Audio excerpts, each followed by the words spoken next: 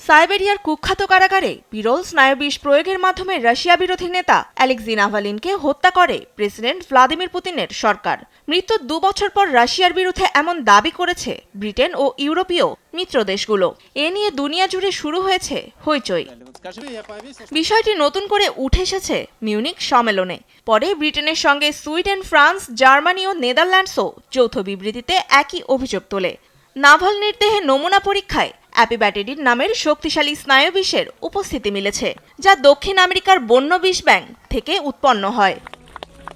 সম্মেলনে ব্রিটিশ পররাষ্ট্রমন্ত্রী Yvette Cooper অভিযোগে বলেন, নাভালনি কারাবন্দী অবস্থায় এ ধরনের বিষ প্রয়োগের সক্ষমতা ও সুযোগ কেবল রুশ সরকারেরই ছিল।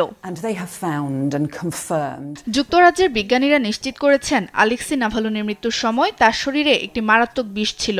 এ কাজটি তখন করতে পারে কেবল রাশিয়া। তার মৃত্যুর 2 বছর পর আমরা ক্রেমলিনের চক্রান্ত উন্মোচন করেছি।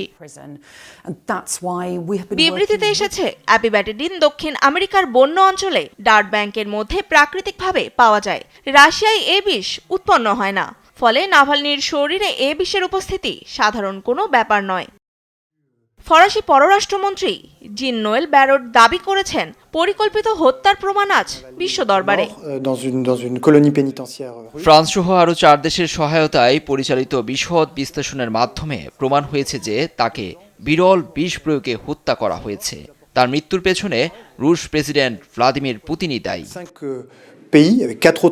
দুর্নীতি বিরোধী আন্দোলনের মাধ্যমে রাশিয়ায় একজন জনপ্রিয় বিরোধী নেতা বনে যান নাভালনি। 2024-এর 16 ফেব্রুয়ারি সাইবেরিয়ার কারাগারে মাত্র 47 বছর বয়সে প্রাণ হারান। বিষ প্রয়োগে হত্যা করা হয়েছে দীর্ঘদিন এমন অভিযোগ ছিল তার স্ত্রীরও। বিশেষজ্ঞদের মতে, অ্যাপিব্যাটিডিন মরফিনের তুলনায় প্রায় 200 গুণ বেশি শক্তিশালী। এর প্রয়োগে খিঁচুনি, পেশি অবশ, শ্বাস প্রশ্বাস বন্ধ হওয়ার পাশাপাশি শেষ পর্যন্ত মৃত্যুর দিকে ঠেলে দিতে পারে।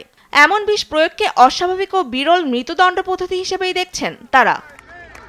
তনিমা ইসলাম, নিউজ ডেস্ক, দেশ টিভি।